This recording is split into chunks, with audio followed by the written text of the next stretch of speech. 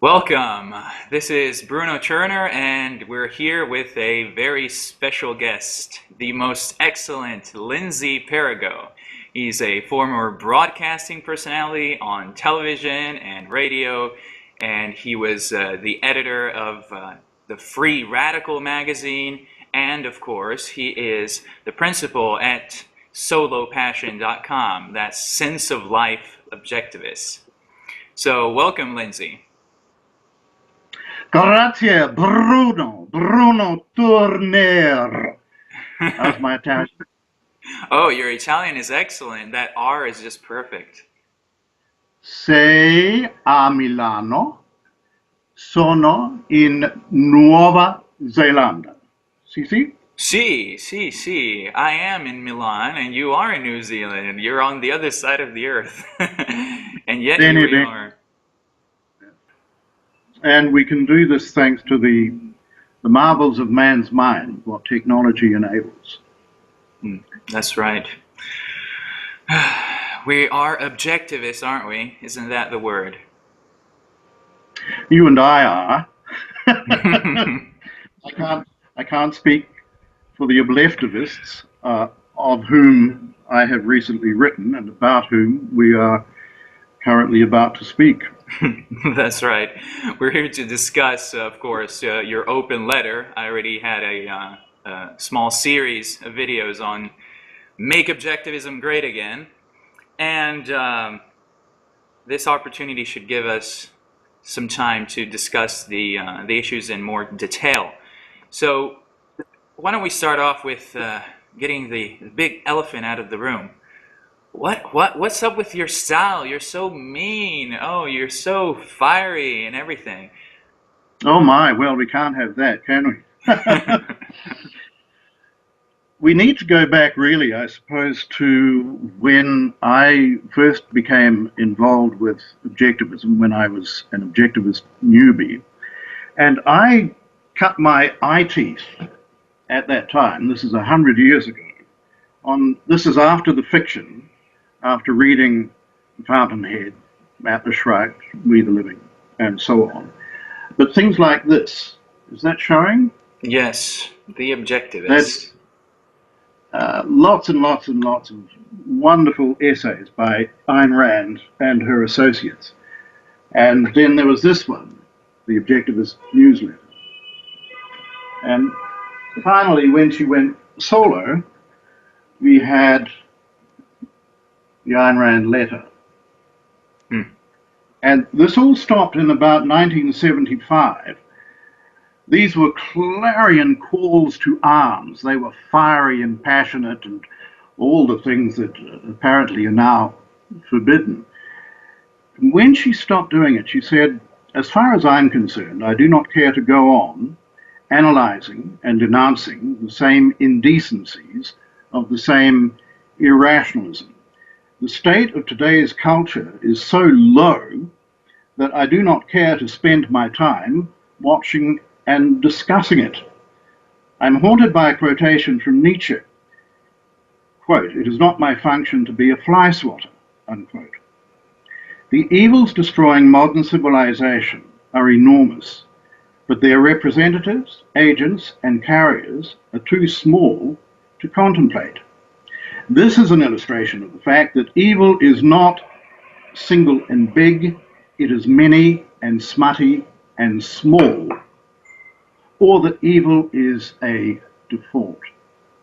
And what we're confronting now is the many, the smutty, and the small, and the default on the part of the people speaking purportedly in the name of Ayn Rand, who should be carrying on where she left off, but they have capitulated to the many and the smutty and the small. They are the people that I call Obleftivists. So can you define this term, Obleftivist? In your open letter, you talk about Islamo-Marxism. What's that?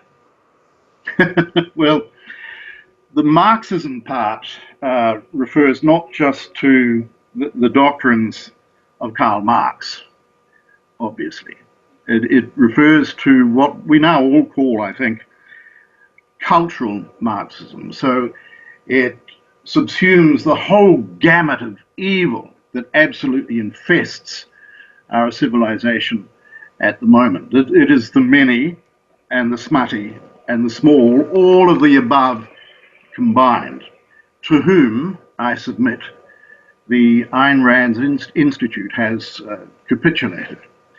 So I thought after we did take one, in response to this question, that I should probably prepare a slightly more detailed answer to you. So we've got the whole gamut of postmodernism. The people to whom I refer as bobo wankers. A lot of people have wanted to hear that come from my mouth for a long time, having seen me write about it on Solo so much. Bobo wankers, horrible. Political correctness, where in every bed, under every bed, on every bed, above every bed is a racist, a sexist. I'm having to check because there are so many. A homophobe, an Islamophobe, a genderist, an identity politician, a white privilege promoter, so on and so forth. All of that garbage is part of cultural Marxism. We have our nihilists of one description or another, for whom there's no good, no evil, and if there are, they're the same. So effectively, there's no difference. Now, where are all these manifest? They're manifest in academia, both the professors and the students. They're manifest in Hollywood and the media, which are absolute travesties of what they once were. They manifest in the ugly women's movement, in Antifa, who are fascists claiming to be anti-fascists. Manifest in Black Lives Matter, who are black racists. Manifest in the Southern Poverty Law Center, who purport to be the worldwide arbiters of hate speech and hate sites. They'll probably at some point try to have your YouTube channel shut down. Oh yeah, and it's just started, but if they hear about this, yeah, they'll jump on me right away. Wear it as a badge of honor. But, you know, we're not done yet. We've got Moronials. You're a millennial who's not a Moronial. I congratulate you. I don't know how you manage it, given peer pressure from those clueless, brainless, fry-quacking females in particular are worse than the boys, it seems to me. But they're just absolutely subhuman in their lack of intellect. Democrats, of course. I note the antics of Mayor de Blasio, who wants to take down statues of Christopher Columbus. We've got the Catholic Church is now headed by a cultural Marxist. So you can add to that what I call orgoism. That's organized objectivism, which has capitulated to all of the above. Orgoism, it might sound like orgasm. If it were that much fun, we wouldn't have a problem with it. We wouldn't have to have this conversation. Orgoism, organized objectivism, particularly the Ayn Rand Institute. I'm leaving out the Atlas Society because it just seems to have disappeared off the radar. But the Ayn Rand Institute, which I sometimes call AR-ISIS because they are enablers of Islam, they are the worst offenders here. So that's the Marxist part of Islamo-Marxism. There's quite a lot there. Right. The many, the smutty, and the small. And I can talk about the Islamo part in a second, but you've got a question. Right, because Lindsay, I thought that the ARI was so strong on Islam. We should bomb the hell out of Iran and Saudi Arabia, and then all our problems will be solved. Didn't you get the memo? Well, I did, and I can't really make much sense of it because even without everything else they say, it doesn't make any sense. If it's true, as Yawan Bork says, that everyday Muslims are not a problem, and we should cease being afraid of them. And he has said that. Why the hell would you want to flatten entire Muslim countries? That's not consistent to me. And I've tried to figure it out, given everything else he says. For example, that in Europe, those Muslims, you know, the ones who, these everyday Muslims who are not a problem, but those ones who blow people up and run people over and rape people and throw acid in people's faces and set aside no-go zones where Sharia law is practiced. Those Muslims, he says, are merely pests. And the real threat to Western civilization is Donald Trump. Now, seriously, right. That's what that's your one book quote, said. everyone, by the way. And I can't reconcile that with him saying that on the one hand and then saying you should flatten Iran and Saudi Arabia on the other. So I think the first statement about flattening Iran and Saudi Arabia is a ruse designed precisely to make us think, oh, tough on Islam. But what he actually says and what he's been saying recently about Islam, particularly the remarks I've just quoted, everyday Muslims are no threat. There's zero chance, he says, of what's happened in Europe happening in America. I don't know what he makes of what has already happened in America, but he says there's zero chance of what happened in Europe happening in America. Why would what happened in Europe be a problem if these everyday Muslims are not a problem, and those occasional troublemakers are simply pests, and the real threat to Western civilization is Donald Trump? You see, the overwhelming thrust of Yuan's comments about Islam diminish so far below the radar that it's imperceptible the enormity of the Muslim threat. And that's the reality of the ARI's stance on Islam, and that's the Islamo part of Islamo-Marxism. Right, and I would just like to say, I mean, Europe, apparently, I don't know what's exactly going on in these Obleftivist minds, but they seem to think that Europe is some kind of special case. You know, of course, you know, the attitude that Europeans are somehow unproud of their culture, they're not as benevolent as Americans and so forth. And of course, there's some truth to that, but I would suggest it's more about the sense of life that Ayn Rand talked about, rather than a cultural inferiority. According to the theory, I know if I would play Obleftivist advocate, I would have to say, well, the reason these mere pests aren't integrating into Europe is because Europe is not confident enough. Obleftivists love to use this word confident. You know, Yaron Brook in his podcast, it's always about confidence. If only the West was confident of its values, then the immigrants would somehow be induced into holding and accepting and embracing Western values. But we see that is exactly what's not happening. People come in and they keep their culture, their values, their religion, and so forth. And in many cases, these differences are incompatible with the host country.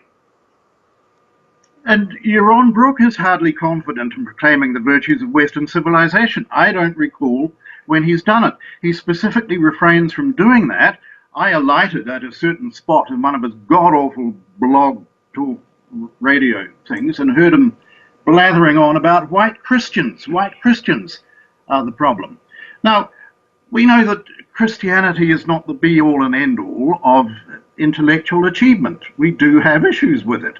But in the current context, I would submit Christians are our friends, whether they're white, black, brown, or piebald. And for Yaron to persist with this Christian theocracy notion that Leonard Peikoff started back in 2006 is utterly comprehensible. The only time I heard Yuan mention Western civilization was in the aftermath of Trump's magnificent speech in Poland, a eulogy to Western civilization, and Yaron begrudgingly acknowledged that it was a good speech, but he claimed that he, Yaron, could have delivered it better. I mean, if that kind of delusional conceit is what constitutes objectivist pride, then an objectivist I ain't. I'm all for humility. Right. He would have not only delivered it in a better way, but also he really understands Western values in a way Donald Trump doesn't, because apparently Donald Trump uses the word God every now and then, and he proclaims the virtues of, you know, the traditional family structure and Western nations. Of course, he doesn't like the notion of Western nations. In your open letter, you talk about the need to preserve Western nations qua Western nations, and that's warts and all. If you've got a cancer in your midst, don't worry too much at that moment about the warts. Excise the cancer first, and that's the situation Western civilization is in. I think that just before we started recording tonight, the big shoe dropped in this whole puzzle. And I reacted with incandescent anger about it, but it was a tweet that I was alerted to by Pamela Geller, who linked to a Breitbart.com link quoting the Cato Institute, tweeting out that, and I quote now, Islamic teachings are consistent with many libertarian principles, such as tolerance, property rights, and individualism. I'm glad I can laugh. I wasn't laughing an hour ago. right. But Cato Institute, of course, we know are cozy with the Ayn Rand Institute, with ARISIS, and they both receive funding from the Koch brothers, who were vehemently opposed to Donald Trump's proposed Muslim ban when he first proposed it, and that was the form it should have taken, a Muslim ban, not a travel ban, a Muslim ban, not one Muslim. But I think we can see the pattern here. It's Cato Institute, Ayn Rand Institute, Koch brothers, open borders, Islam. Islamic teachings are consistent with many libertarian principles, such as tolerance, property rights, and individualism. Oh my God. And in the huge flurry of posts ensued, as you can imagine, among which I spotted one that said, clearly bought and sold, meaning the Cato Institute clearly bought and sold, and I would submit the Ayn Rand Institute clearly bought and sold. And another post said, another organization hijacked by the forces of evil.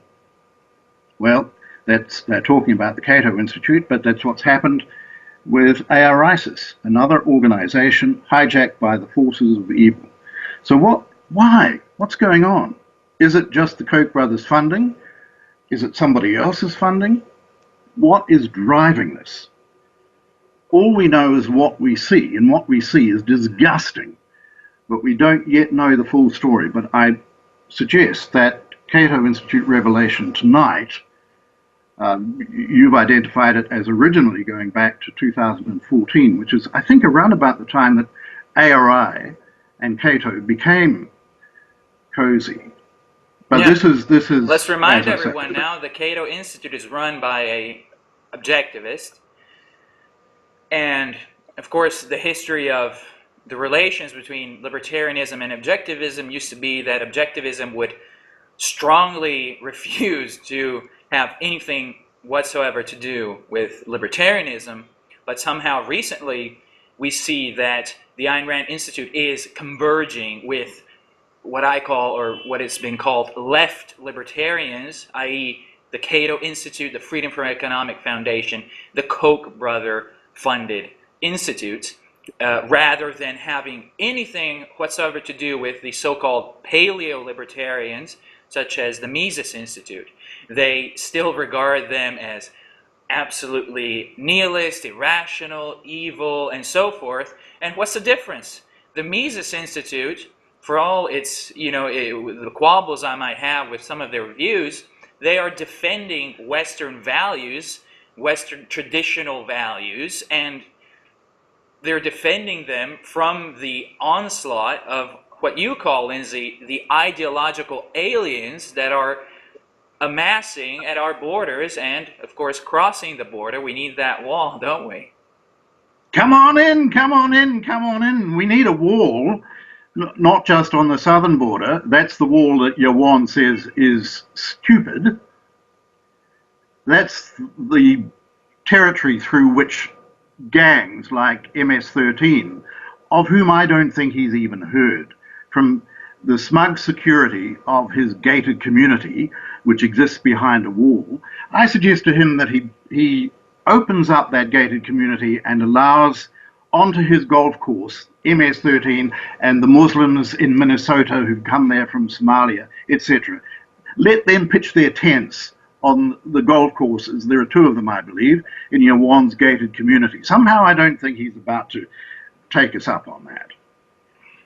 No, what I was going to say was there should also be a border on the northern wall to keep out all the Muslims who are going to Canada now that Justin Trudeau is welcoming them, and to keep out people like Onkar Ghate, the Canadian from AR-ISIS, who wrote just after Donald Trump got elected. I quoted this in my open letter. On November the 8th, 2016, the United States took its first step towards dictatorship. Apart from anything else, I thought, well, that's funny. Leonard Peikoff published a book in 1983 saying we were already well on the way. But apparently with the election of Donald Trump, the United States took its first step towards dictatorship. And listen to what he goes on to say. The Republican control of the presidency, the House, and the Senate should give anyone pause who is concerned about, say, the campaign's demonization of immigrants and of trade, or the attempt to impose a Christian variant of Sharia law. This beggars belief, and it's so dishonest. Trump did not demonize immigrants.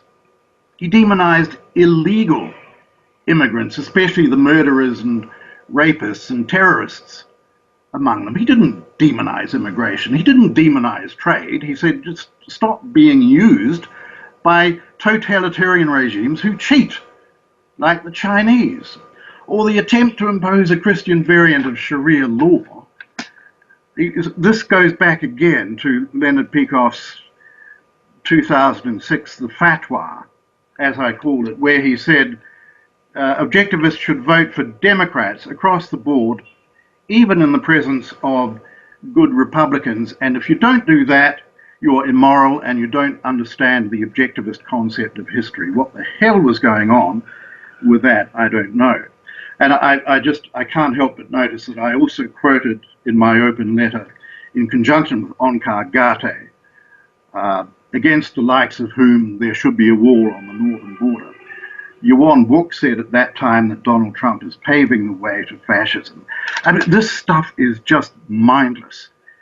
And objectivism is supposed to be the #1 achievement of the human mind in Western civilization. I believe it is, but not with idiots like this. I don't believe he's idiotic. I think he is consciously, willfully evil. This agenda is so vile. And that revelation tonight about Cato, I think, just seals that fact in my mind. I'm wondering if you want to quote what Leonard Peikoff said when he had a rush of blood to the head and an outbreak of sanity in 2013, which he rapidly had to correct. I most certainly do. Let me do that right now. I am against the immigration bill 100%, not just one clause or another, for one very simple reason. It happens to be the case that we are teetering on the edge of dictatorship. It happens to be the case that if the Democrats continue to have or grow their political power, we will be over that edge. And it happens to be the case, whether you like it or not, that of all Hispanics in America, whether they are rich or poor, self-made men, or anything else, 80% are reliably and continually Democratic. So if you're talking about a bill, I don't care whether it's unfair, fair, in any other respects, you're talking about a bill that will infuse into this country a massive amount of Democratic supporters, and thereby guarantee the destruction of this country. That is what immigration means today, and there's no use asking me in theory what do I think. There is no theory now. We're on the end, so it's a question of buying time. And on that note, I would just like to say that again. You're guaranteeing the destruction of the country. So if you are, and this was in 2013, and he's talking about simply the voting patterns of the Hispanics. What we have today is incommensurable. In Europe, we have massive amounts of hundreds of thousands of so-called migrants swarming in. We have the Italian government, which is unelected, by the way, trying to pass birthright citizenship laws. So you just walk right across the border, like in the United States. Come on, Trump. Let's get rid of this birthright citizenship nonsense. How can you just become an American because you were plopped out on the wrong side of the border? This is, it's just magic dirt theory. It's just magic. You are born in the United States and you're somehow an American. And this goes to the point I would like to have you answer in more detail about intrinsicism. When you're criticizing Harry Binswanger, Mr. Open Borders with no border patrol people. When you're criticizing Harry Binswanger, you call his view of rights an intrinsic view of rights. So what does that mean exactly, and how is that incompatible with his supposed objectivism? Well, I'm just looking at the Binswanger quote that I used. Freedom of travel is a right. It is a right possessed by every human being, not just by Americans. The Mexican government or the French government has no right to stop you from entering Mexico or France, and our government has no right to stop a Mexican or Frenchman from entering America. Yes, it bloody well does. You see, I mean, the part of inalienable rights for life, liberty, and the pursuit of happiness that people like Binswanger forget is that what comes after that is that to secure these rights, governments are instituted among men. They've overlooked that bit. Right. And so a government, of course, a government must protect those rights for the citizens within its jurisdiction. That most emphatically includes vetting who comes in. But it's more than that. You see, this first part, freedom of travel, is a right. It is a right possessed by every human being, not just by Americans. That's where the intrinsicism comes in. I invite you to remember a phrase used by Ayn Rand. Dinky little savages.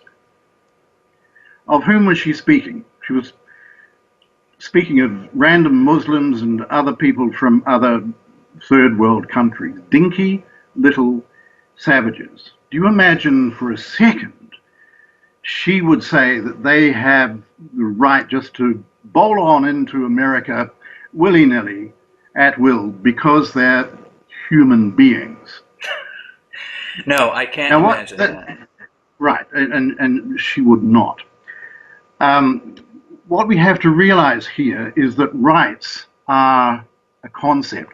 They are not something that you're born with, like your lungs and your elbow and your nose and magnificent potential to grow a beard, such as you're displaying.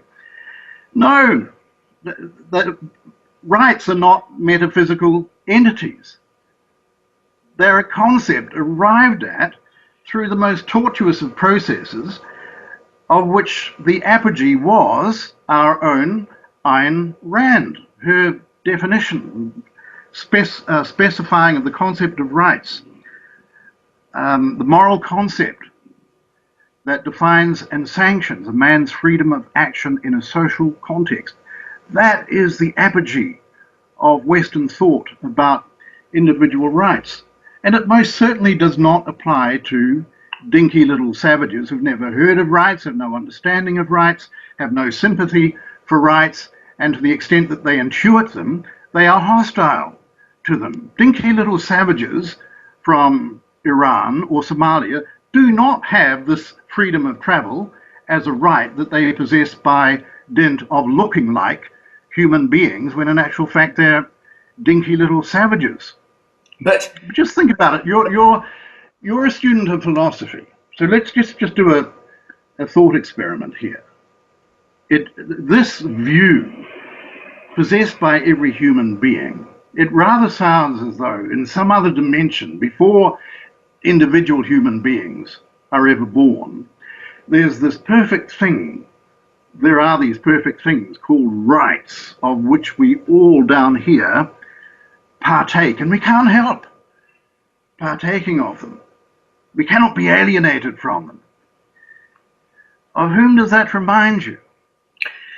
Well, it sounds like Plato to me, except I would say that Plato, unlike the Obleftivists, would also say that we're partaking, yes, of this magical stuff in another dimension, but we're not all partaking equally. You see, the kind of rationalism, it's an insult to Plato to call this Platonism, because it's just so beyond anything we've ever seen. We've never seen such rationalism, and I want to get this message through. I mean, people, objectivists, those that have really gone into the history of philosophy, I would suggest there's never been anything quite like this, because we are talking about infusing our countries with millions of ideological aliens,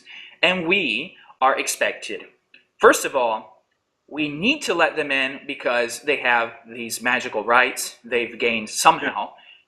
Yeah.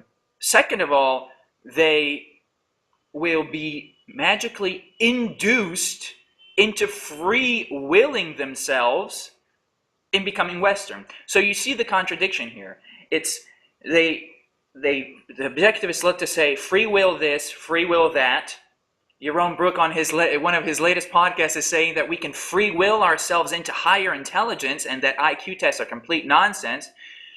But anyway, we can free will ourselves into changing our ideas. But then on the other hand, they say, well, the West is the best, and they'll just be induced into becoming good Americans as soon as they cross the border. But that's actually the exact opposite of free will. That is determinism. So to me, this is a facade. It's a facade to justify the inflow of little economic widgets for their Yaron Brook has told us he has an illegal gardener in his at his home. So please, if you I'm sorry, I thought you wanted to interject, but they want these little economic widgets. We're not talking about people with rights. They're just economic widgets. We can just pay them less and forget any long-term consequences. Objectivism is supposed to be about long-term self-interest. In the long term, if the country becomes Mexico 2.0, because Americans, they think, oh, Europe is bad because it has the Muslims. But let's not forget the millions, tens of millions of Mexicans in the United States that are completely unintegrated. They still speak Spanish, and they are waving Mexican flags. And there's these groups like La Raza Cosmica is going to take over. So what the hell is going on? Either this is I think this is just blind, short-term self-interest in a very expedient economic sense of that word. No, I think it's much worse than that. I think it is conscious evil, as I said before. I might have had some doubt about that a few months ago, but once I started listening to Yaron every week as punishment for agreeing to do a debate with him and endeavoring to do my research to the best of my ability, I became convinced this is pure conscious evil. The other thing to note is that that whole idea about how the wonders of the marketplace and of individual freedom will impact inexorably, ineffably on the human consciousness, that too is intrinsicism. I'm glad to hear that it's actually worse than Plato's, because that lets Plato off the hook a bit, and I'm sure he deserves that. And I thank you for identifying it. Salute! Cheers to Plato! If only... What is that? This is... I'm afraid this is coffee. Oh, what a whip. Non molto Italiano. No, you're right. It is already time to have a glass of wine. I mean, it's almost 11 o'clock in the morning here. I should think so, and you've been awake for several hours. These, of course, are the leftovers from my breakfast. I shouldn't say that. There are people out there who will now latch on to that joke, and treat it as something I said seriously. Well, I mean, they can say whatever they want. I mean, for God's sake, if you're this smart after drinking the entire day, even if that were true, I mean, wow, they should take notice. They should be saying, wow, look, all that alcohol instills so much genius. What am I doing with my life? Not all day, all year. What are you talking about, man?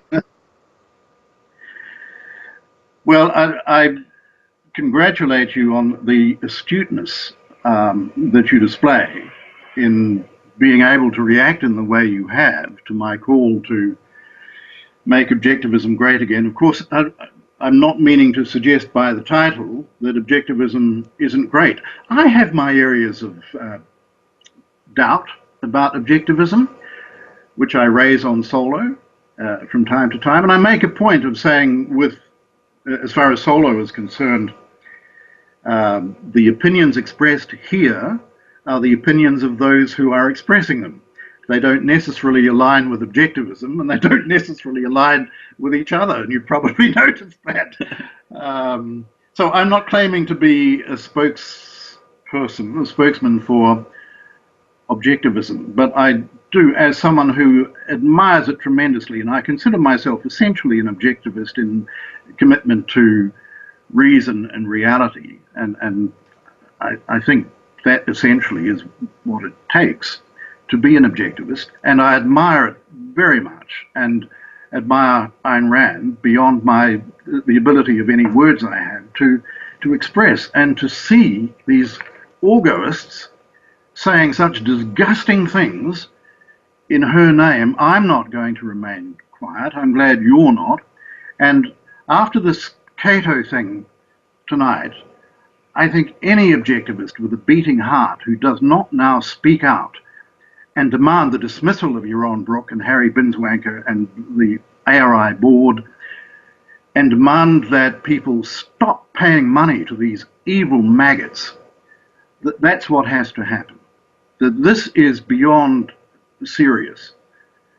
It is something I never thought would happen. The very people who should be doing this are now at the forefront, except not numerically, because they haven't made anything remotely resembling an impact, but they are part of what I generically call, if I get sick of saying Islamo-Marxists, I say the filth, capital T, capital F. And I'm sorry if that displays passion and anger and all the rest of it, but what the hell, I can't help it.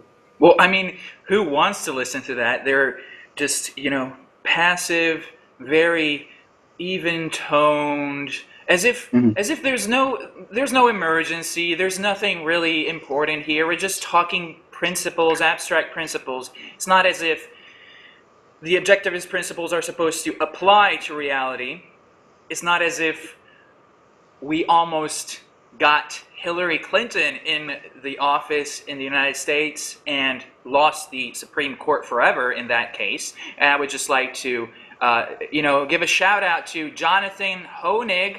Jonathan Hoenig was one of these Obleftivists who specifically came out and said, vote for Hillary, vote for Hillary.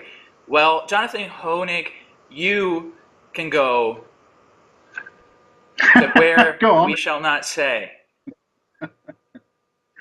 Well, you did remind me of something I want to do at some point with Yawan and his Trump derangement syndrome. Excellent. Yawan, up yours. Oh wow, that was great. But you were talking about the measured tones and the moderate tempered demeanor. I quote again those words from Onkar Ghate. Just listen. The Republican control of the presidency, the House and the Senate should give anyone pause who is concerned about, say, the campaign's demonization of immigrants and so on. Can you imagine Ayn Rand using weasel words like that? It sounds like a leftist publication. That's what it sounds like. It sounds like the salon.com or something. Yeah. It's the same homo wanker stuff. This postmodern say, as if they're implying that what they're implying is just pure catastrophe and fascism and evil with Trump, but they won't say it outright. They'll just, sprinkle a little weasel word here and there. It's horrible. But remember that, going back to Hillary, that just before the election, Yawan tweeted out that, and he's not supposed to say anything political as the head of a non-profit organization, but he tweeted out that Trump ought to lose heavily.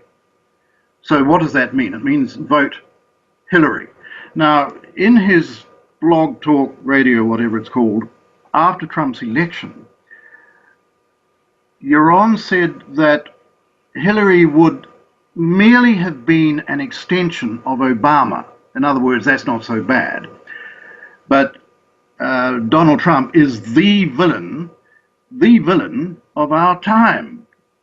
Not ISIS, not Kim Jong-un, not the Ayatollahs. Donald Trump, according to Yawan book, is the villain of our time. This creature, this vulgar creature, the villain of our time. And he's horrified, he said. He's horrified at what 57 million Americans just did. I would say that 57 million Americans showed far greater wisdom and goodness than Yaron Brook is displaying. To say that Hillary would merely be an extension of Obama,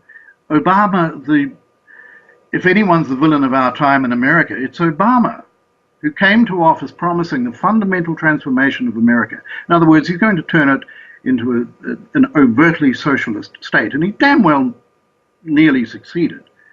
So to say, oh, Hillary would simply have been an extension of Obama, excuse me, this is an objectivist speaking?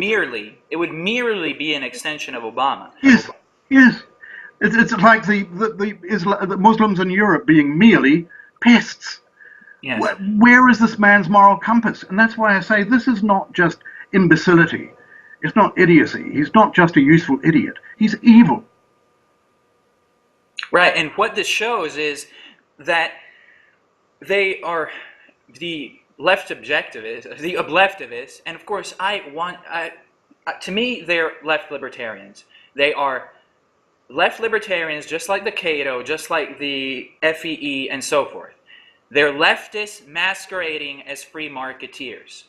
And first of all, Ayn Rand's philosophy is not about free markets, and that's it. That's the most important part.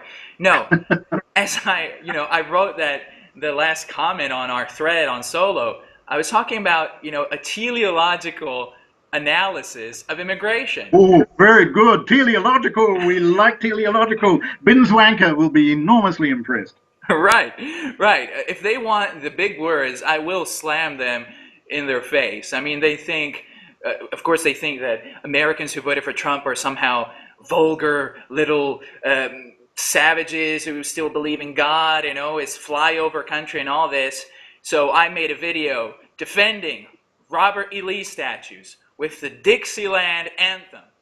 And I would just like to say that, to me, what is clear now is that to Obleftivists, since they're culturally on the left, to them the extension of leftivism, of the Democrats, of Obama, and so forth, that's perfectly acceptable. They're not too worried if we continue moving towards the left. They're not worried about that. Well, if a populist, a conservative, a nationalist comes into the picture, that is disastrous. Although, if we are talking Western civilization, of course, the conservatives are the least of our worries, because, as the word says, they're conserving, right? And I would much rather conserve what we have than go towards complete cultural Marxism, where I will be jailed if I call somebody a he and he thinks he's a Z or something. This is not some kind of theoretical maybe, perhaps. You can go to jail for Islamophobia. People will come to your house. You can be fired for pointing out differences between the sexes. And what the hell is going on here? Why are the objectivists still following Jerome Brook, the Ayn Rand Institute? People, you need to wake up. It's MOGA time. We need to make objectivism great again. And that's, I think, it was the message of your open letter. It's a call to arms, a call to arms. It is a call to arms, and these essays were calls to arms all those decades ago, which was my introduction to objectivism and why I find it incomprehensible and unfathomable that Orgoism has taken this road, and it's only explicable to me, I repeat myself, but in terms of conscious, deliberate evil. I don't think it will be all that long before we hear Jerome Brook saying Islamic teachings are consistent with many objectivist principles, such as property rights and individualism. Right, just switch libertarianism with objectivism, and there you have it. Yes. I mean, they are converging with the Cato Institute. They're just a little bit behind. Well, there's this fashionable expression now, which actually denotes something very astute. Virtue signaling. That's what Yuan is doing all the time to all of those people I enumerated at the beginning of our interview when I talked about the constituents of cultural Marxism and the filth, capital T, capital F. Yuan is virtue signaling to them constantly. He's saying, I'm on your side. And again, it must come down to something to do with funding from the Koch brothers and his own willfully evil agenda. And I think it's time we put a stop to it. I couldn't agree more. I think we can close off with this thought, and maybe we can have you again here for a second interview sometime soon. How does that sound? Oh, and a third and a fourth and a fifth, all in the next few days. All right. Thank you, Lindsay Perigo. And wait, 3, 2, 1. MOGA! MOGA! MOGA! Make objectivism great again. Mille grazie, Bruno. Thank you, sir.